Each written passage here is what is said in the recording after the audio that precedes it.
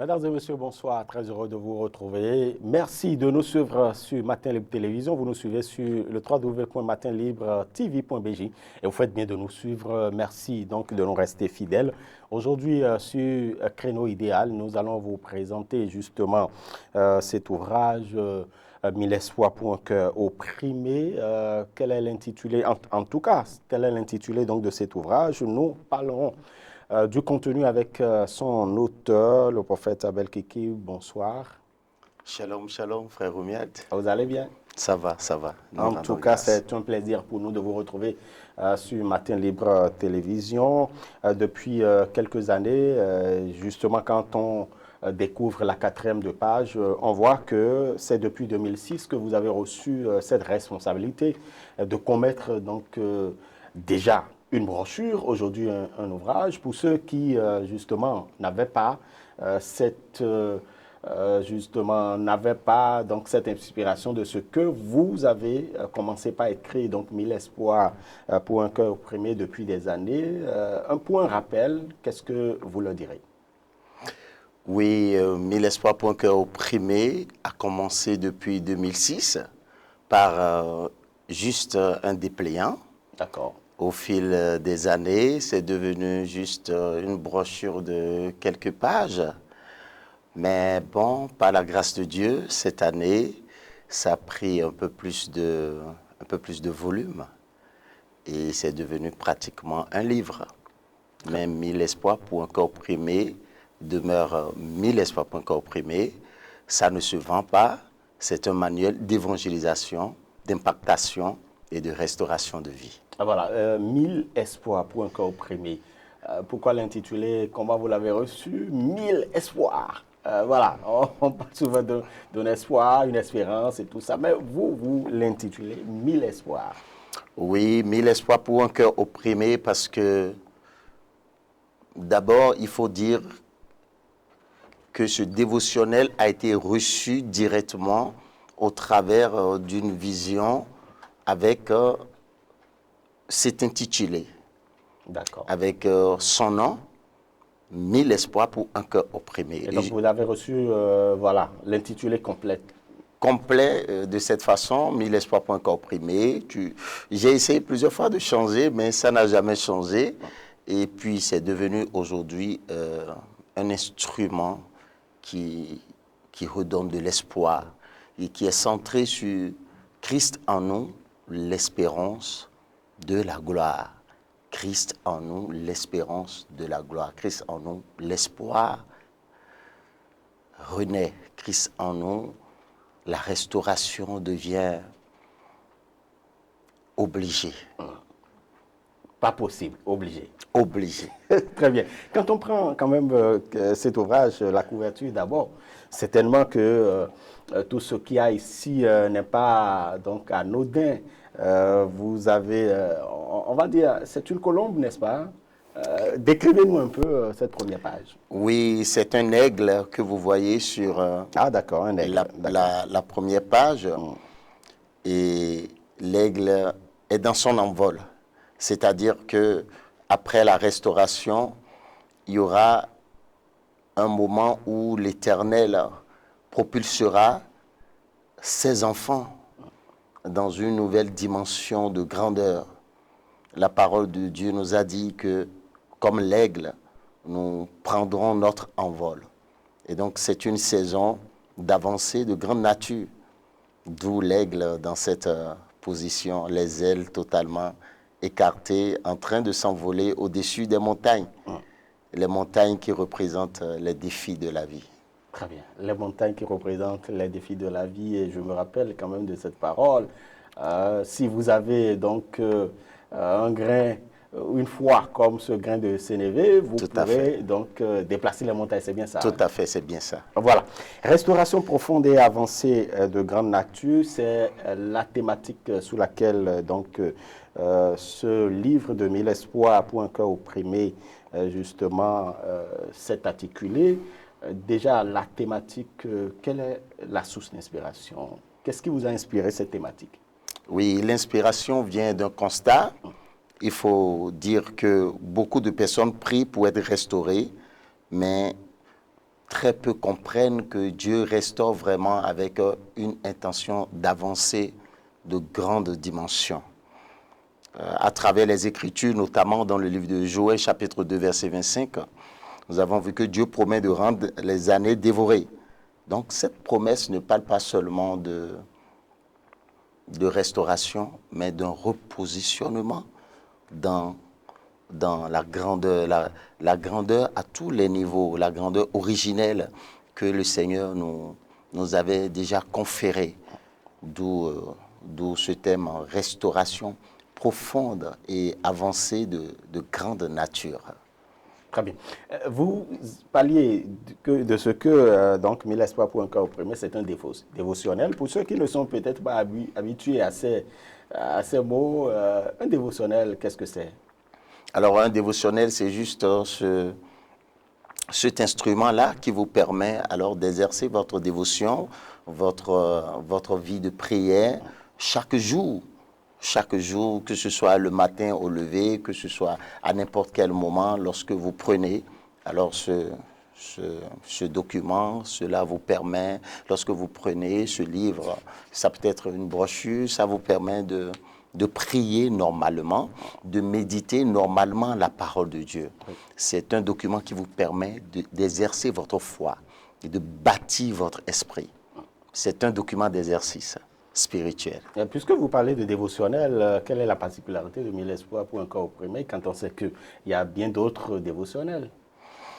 Oui, déjà la particularité de 1000 espoirs pour un corps opprimé est qu'il faut noter que nous sommes dans un monde aujourd'hui où il y a trop de défis à relever. Et 1000 espoirs pour un corps opprimé vient pour s'adresser particulièrement à ce monde-là.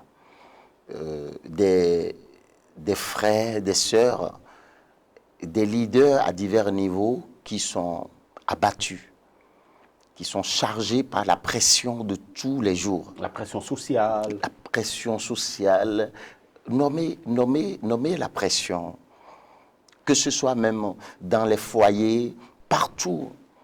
1000 espoirs pour un cœur opprimé cible ces gens-là qui ont besoin de la force chaque jour pour pouvoir aller de l'avant. Des frères, des sœurs, des personnes, des leaders à divers niveaux qui ont perdu espoir, et qui descendent dans une dépression chronique et qui ne savent plus quoi faire, ont besoin de l'espoir. Vous savez, ce qui nous permet d'avancer chaque jour, c'est lorsque nous croyons que l'espoir existe, est permis. Et donc, 1000 espoirs pour un cœur opprimé a cette particularité de guérir les cœurs brisés. Ça, cette particularité de montrer à quelqu'un que sa valeur demeure toujours intacte. Mais 1000 espoirs pour un cœur opprimé, c'est un guérisseur. C'est un guérisseur. Juste au contact de 1000 espoirs pour un cœur opprimé, des gens ont reçu des guérisons instantanées. Des gens sont rentrés dans des salles d'opération avec 1000 espoirs pour un corps opprimé, pour que leur opération soit parfaite. Juste avec 1000 espoirs pour un corps opprimé. 1000 espoirs pour un corps opprimé, c'est un dévotionnel, vous le connaissez très bien, c'est un transporteur de puissance. Ce n'est pas seulement que de la littérature, loin de là. C'est un déversement d'onction, de puissance et de force de la part du Saint-Esprit pour quiconque aimerait continuer la route, pour quiconque croit que non, j'ai des défis, plus rien ne va dans ma vie, mais je crois qu'il y a encore de l'espoir. Très bien. 99 pages pour cet ouvrage. Pourquoi pas 100 pages? Bon, je vous taquine un peu. En tout cas, près de 18 rubriques. Hein? Oui, tout à fait. Tout à fait. 1000 espoirs pour un corps opprimé de cette année va jusqu'à 99 pages, pour ne pas dire 100 pages. Pour ne pas dire 100 pages, parce qu'il y a des pages vides de derrière qui font qu'on peut en compter jusqu'à 100.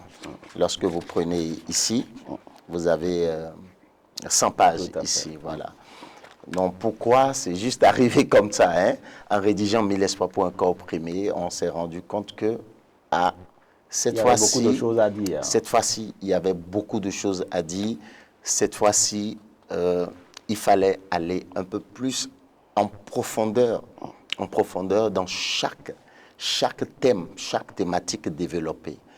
D'où le fait que c'est allé jusqu'à ce niveau. En tout cas, je m'intéresse à la rubrique 3, par exemple, qui parle de l'exercice de l'autorité. Vous savez, dans le monde, dans la vie de tous les jours, chacun a une autorité, soit peut-être par le biais des élections, soit par le biais de la désignation, soit par le biais d'une onction. Exercer l'autorité, est-ce une thématique importante pour pouvoir en parler dans Mille Espoirs pour un corps opprimé? Oui, bien sûr. Bien sûr. Alors, quel rapport le fait d'exercer de l'autorité a avec l'espoir? Oui. Vous savez,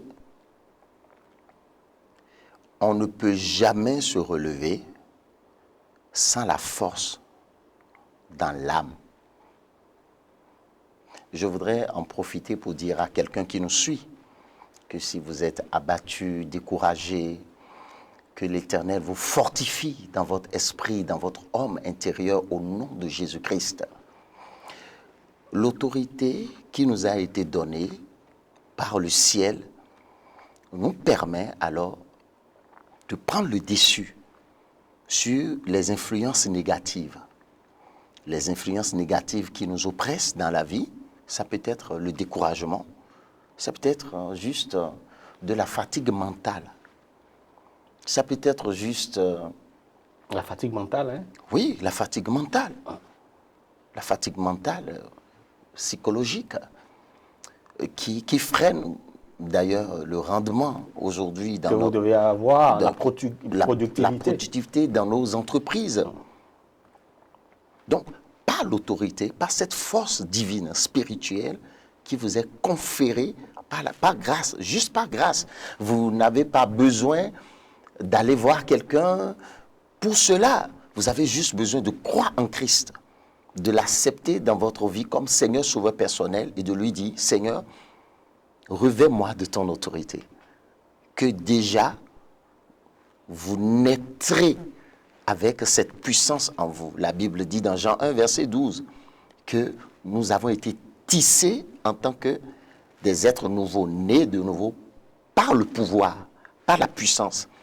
Et donc, nous devons, alors, pour pouvoir exercer une restauration complète, nous lever avec cette force-là pour dire, plus jamais je ne sombrerai, plus jamais je ne tomberai, plus jamais je ne resterai dans mon coin. Je suis né pour briller, je brillerai.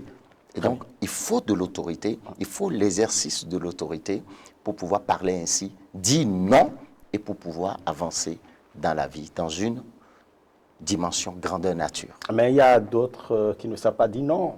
Par exemple, comment ils doivent faire? Parce que quand vous dites exercer l'autorité, c'est-à-dire qu'il y a d'autres qui ont l'autorité mais qui ne l'exercent pas aussi. Oui, tout à fait, parce qu'ils ne savent pas qu'ils ont de l'autorité. Je voudrais en profiter pour parler en même temps et dire, si vous nous suivez, sachez que vous avez de l'autorité et que ce dévotionnel, alors, vous apprend à l'exercer. Vous savez, l'autorité est conférée par procuration. C'est-à-dire quoi? Quelqu'un vous met sur un siège et vous dit, à partir d'aujourd'hui, je vous nomme tant, je vous donne tel pouvoir.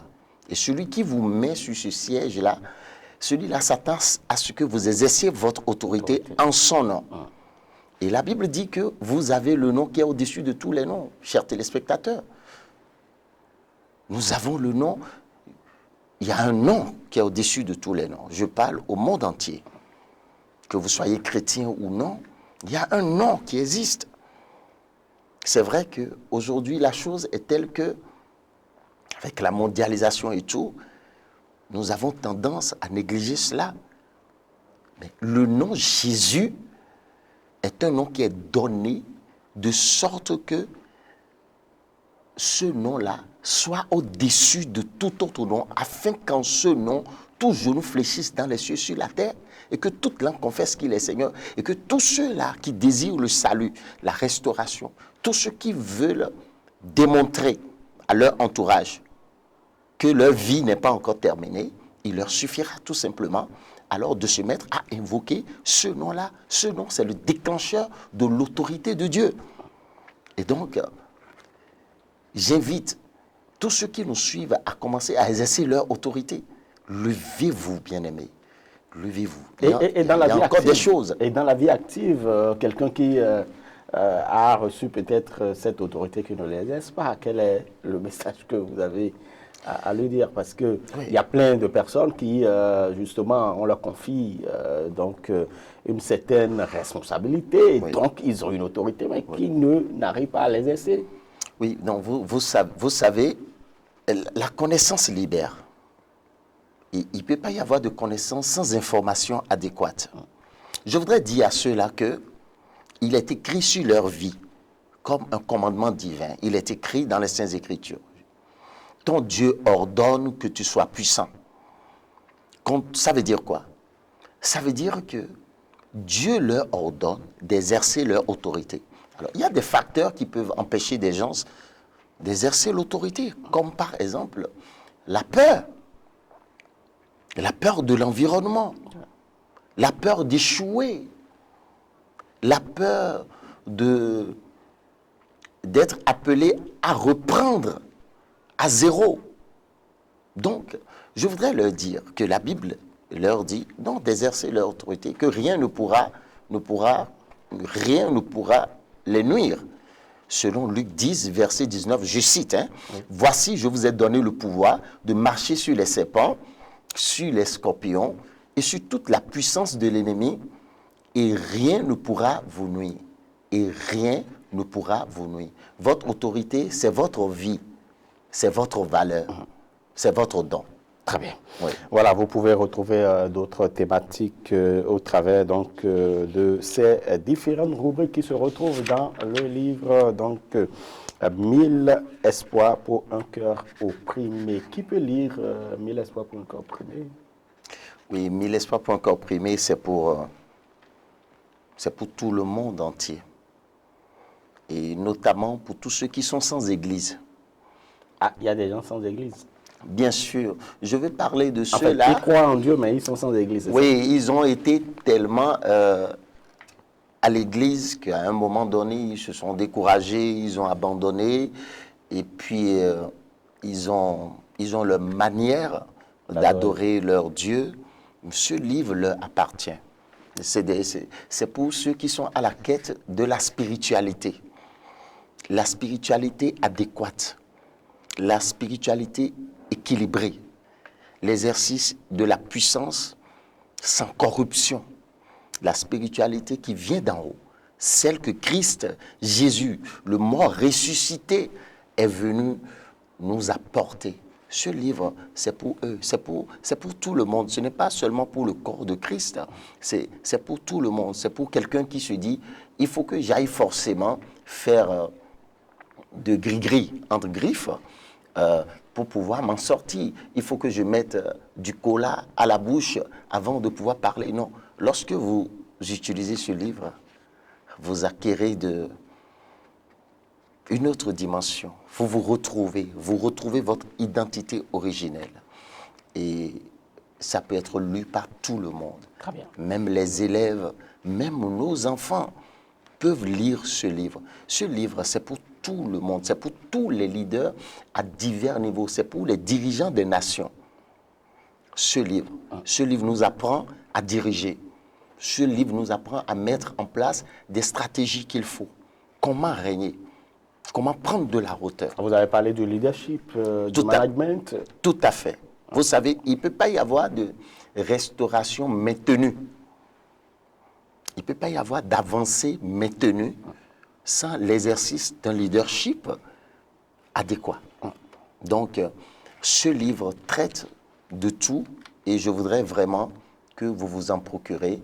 C'est une grâce. Nous aurions aimé le vendre, mais le Saint-Esprit depuis lors, nous a instruit expressément de ne jamais vendre cela. Donc, c'est à répandre et c'est pour vous. Très bien. Merci beaucoup à vous, prophète Abel Kiki. Quelle est la périodicité donc de 1000 espoirs pour un cœur opprimé? Oui, 1000 espoirs pour un cœur opprimé est un livre qui est écrit chaque année. Ok. Ça sort chaque année, chaque début d'année.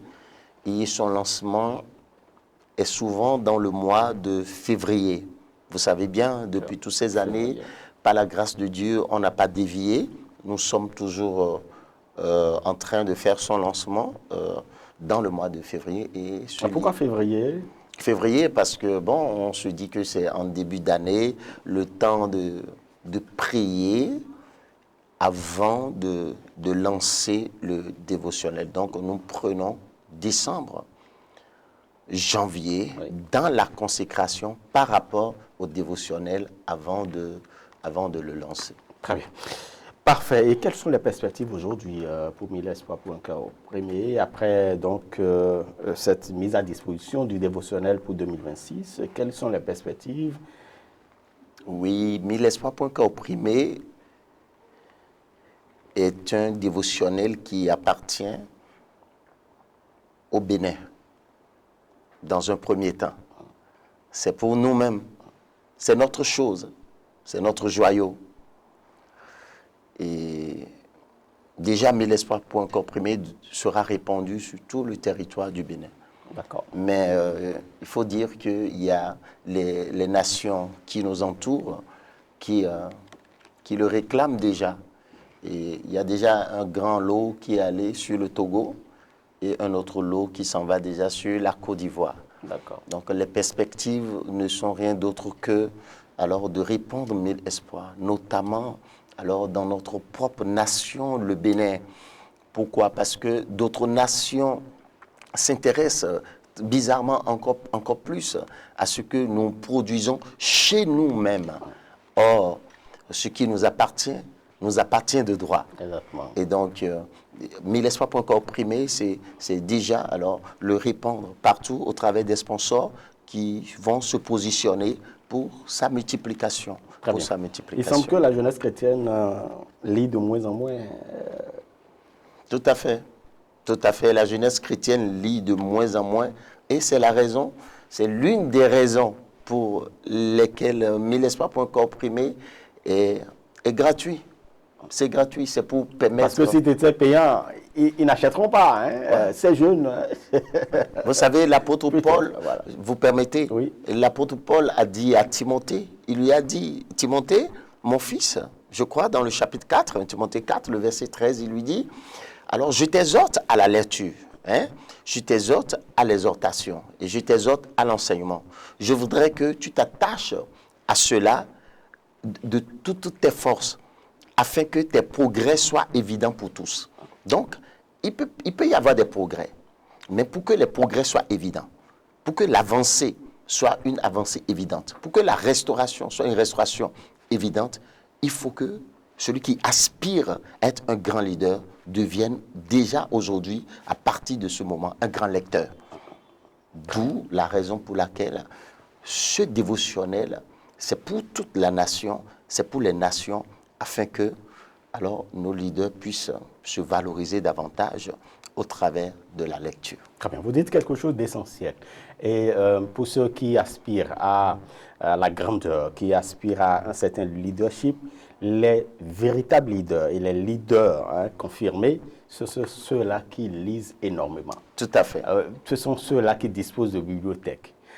C'est vrai qu'aujourd'hui, avec l'avancée de la technologie, les gens semblent peut-être donc oublier la lecture et puis se référer à des vidéos, et puis ça passe très vite. Mais le livre en papier est toujours important. Très le contact important. que vous avez avec le livre en papier, vous ne l'aurez jamais avec un livre peut-être numérique et tout cela. Et donc c'est important. Très important.